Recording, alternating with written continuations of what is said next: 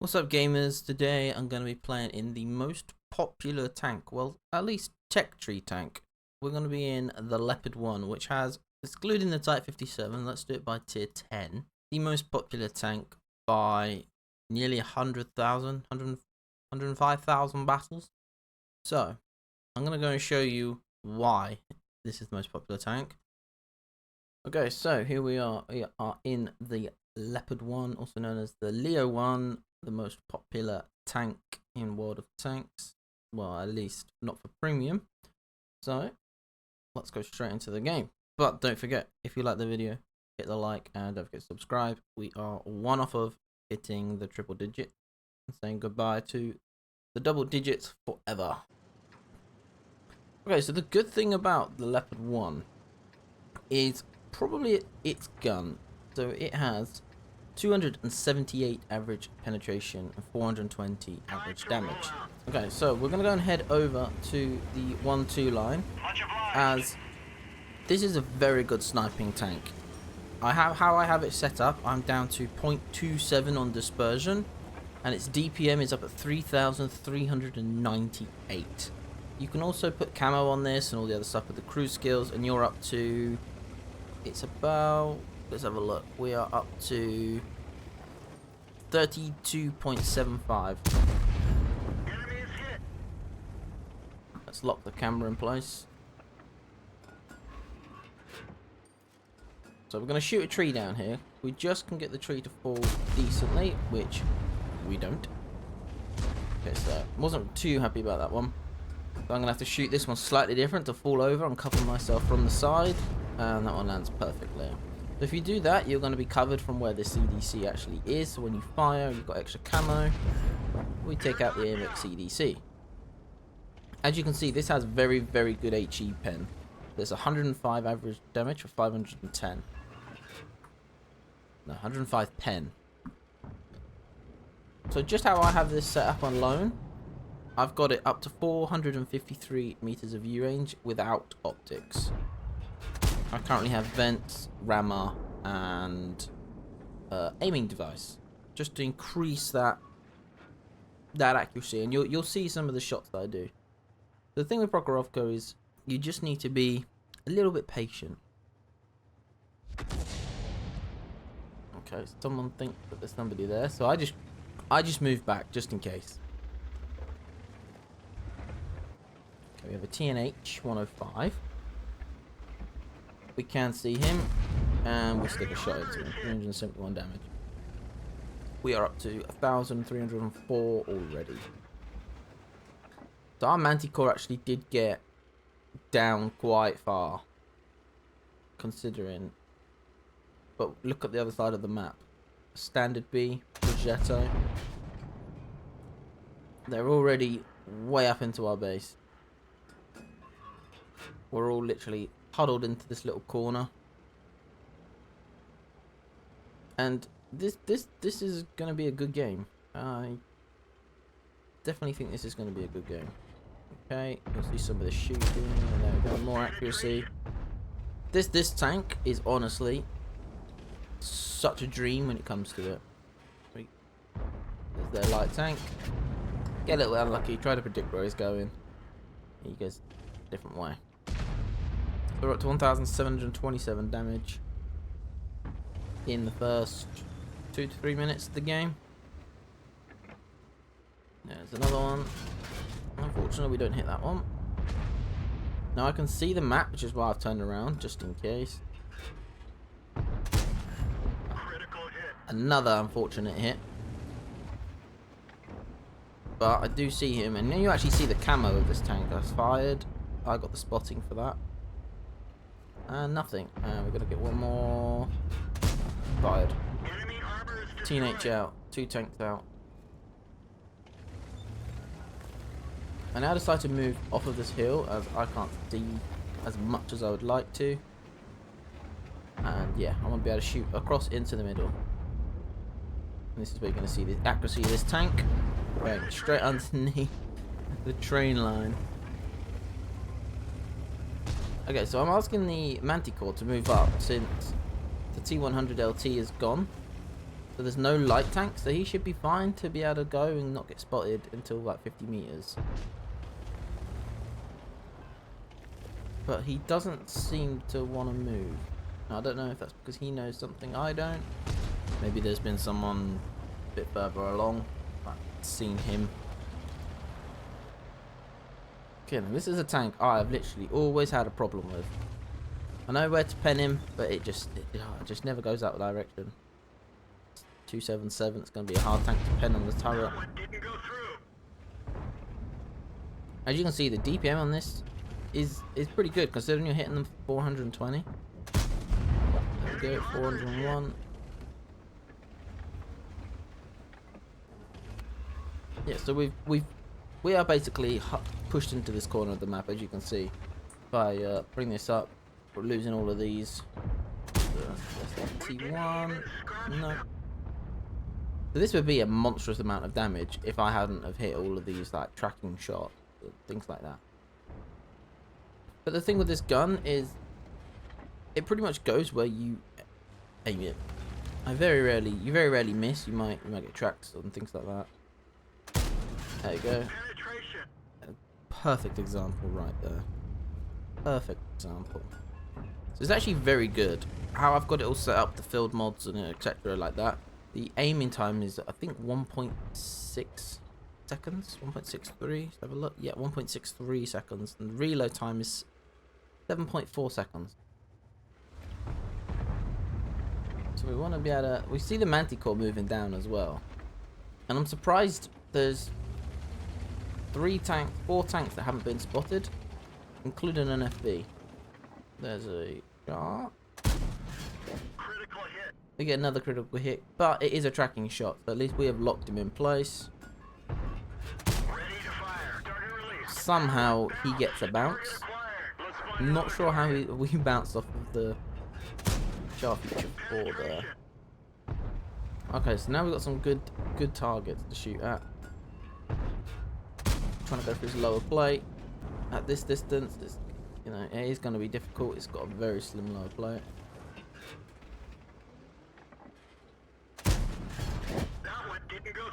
Go slightly wonky, yeah. So you can see I'm trying to aim for the weak point. It's inside the gun mantlet where the gun kind of sinks into the object 263.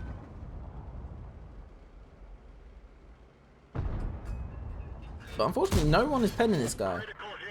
I can lock his tracks down, but until the gun starts behaving, we're not going to be doing any damage. Fire again. So I kind of want to be able to move down. But at the same time, I know that there's a standard B, an E50M, and a bunch of other tanks that haven't even... Okay, so these guys have now moved. So, nope. He's gone off the ridge, so let's try and get the E50. Unfortunately, he's moved. Okay, we're going to hit the XM. We should be able to go through his hull on him nearly every single time. We do have gold rounds, and they have a 323 millimeters of pen, so maybe we could have just swapped to one of those and we could just fire that at him instead, and we get him. So I haven't noticed that there's an FB405 out at the minute, which if I did I would be firing at. Can we get that guy? Bang. Okay, now we notice that the FB is there. The Manti is literally screaming for someone to fire at him. We probably could have swapped to HE, but I know he was he was lit up for a little while, and I didn't want him to disappear. There you go. Look at that roll. 489 damage. We can see the object 277 coming, and I swapped to gold there with intuition. Probably didn't need to, but I knew I was going to be firing through his upper plate. But as it was on the down tilt, I didn't bother. Okay, so currently we are firing gold. The good thing about the gold, it actually is anything, right? But this has 1,613 meters shell velocity, and the standard has 1,400. So the shell velocities for hitting on things like EBRs are amazing. But we're up to 4 kills, 5,300 damage, and 1,900 assistance. Okay, there we go. Manticore's taken out the 277. So I'm going to fall back here because that standard B has got to be doing something, and I don't think the Foch is going to have a good enough view range to spot him if he comes over, because it's nearly at max view range. We see the E50M's lit up. We should be able to hit him here. No, it flies a little bit too high, I think. A little bit too high, a little bit to the right. Okay, the standard B has now been spotted. He's this side of the train tracks. I see the Manticore's pushing him. And I just think we're going to need the Manticore, because at the moment it is 1010, but we are up by 3,000 HP. 3,700 HP, actually. So, I'm going to tell him to retreat, because I'd rather the Manticore not die. Or get caught, or anything like that. Especially if there's an S1 in the middle somewhere. So I'll come over the top, fire one into the side of him. Now I'll get over here to this diff in case the E50 is in the middle, some of the SM, and also artillery is still out. That is a weakness of this tank. Artillery shells will pen you quite a bit, because you have 70mm of hull armor on the front, 35 on the side, and 25 on the rear.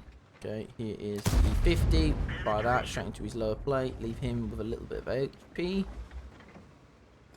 And one more. And we'll fire it straight through his upper plate. We're up to 6,120 damage, and it doesn't really feel like we've actually done that much. But I know that we've got to dig out an S1. And I do think he's on the hill. So I'm going to move into the middle, see if I can get the Manticore to do the spotting for me, because if the Manticore can do the spotting for me, it means I'm less likely to just get ripped apart by an S1, as he does have very good DPM, alongside help with artillery. But looks like the Manticore is going to go for the XM first. I guess he knows where that is. Because I'm going to position myself here, just because there's a rock to my left. And that provides a little bit of cover. Okay, so I'm gonna keep moving forward, I'm trying to line myself up with where I think he's gonna be. This is where he was last spotted. Okay, he is there. And I'm just pinging the map to find out where he is. Critical hit. We do hit him out of render range, but we only get a critical hit. Try again, but I believe there's a little bit of a dip there in the map, so, and I'm just pinging to try and find out where it is.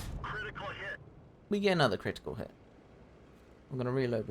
Okay, the S1 has just been spotted on the hill, so I'm gonna swap my attention to him as he's visible, and I'm not just firing at basically nothing. Yeah, so we tried to go back a little bit, see if we could go up the hill, but it wasn't working. Now I decide that the best thing is we can actually hit him here. Somehow we hit the armor, so we must have hit too low and hit the tracks. We hit him again. We'll reload it. This will be the last one. We should have just fired. We would have got more damage. But we wouldn't have got the kill. So we finished the game with 6,730 damage and 1,917 assist. Let's jump into the post-game stats. Okay, so these are the post-game stats. Even with 7,191 damage and nearly 2,000 assistance, it's still only a first class. But we did get, that's just a personal one, we ended up getting the Top Gun and the High Caliber. Jump into the team, we did 1,181 base experience for 7,191 damage. The TVP did 3,000 damage, the rest of the team did about 1,000. Good off to the Manticore, did 8.3k, so if we actually have a look, he came on the top. He also did 1,200 damage. We shot 45 shells. So it cost us 70,000, but we did make 63k. So we hit 34 of them and only 20 penetrated. So we were shooting a lot, and a lot were either missing and or bouncing. But if you have a look, out of the 7,191 damage, we did 6.4k of that damage from over 300 meters. So it just shows of like how well this tank can do. We ended up finishing it with because it was a ×5 as well, for 9,700 altogether, which is why that's such a big number. We do get 7 bonds as well. That is the most popular tank in World of Tanks. If I've got the tank, what I might do is I might do the least popular tier 10. Let's do the least popular tech tree tank. That's probably going to be up on the next videos at some point. If you like the video, please leave it a like and don't forget to comment down below. Tell me what you think. Do you like the Leo 1? Do you not? And if you don't have anything to say, just stick an emoji in the comments because of the engagement. Have fun out there. Go and get your ×5s. Get off of your stock tanks. There might be another video in 3 days, 4 days. But if not, there'll be one every single Friday. That is my goal, is to try and get one up at least every single Friday. So until then, I'll see you next time.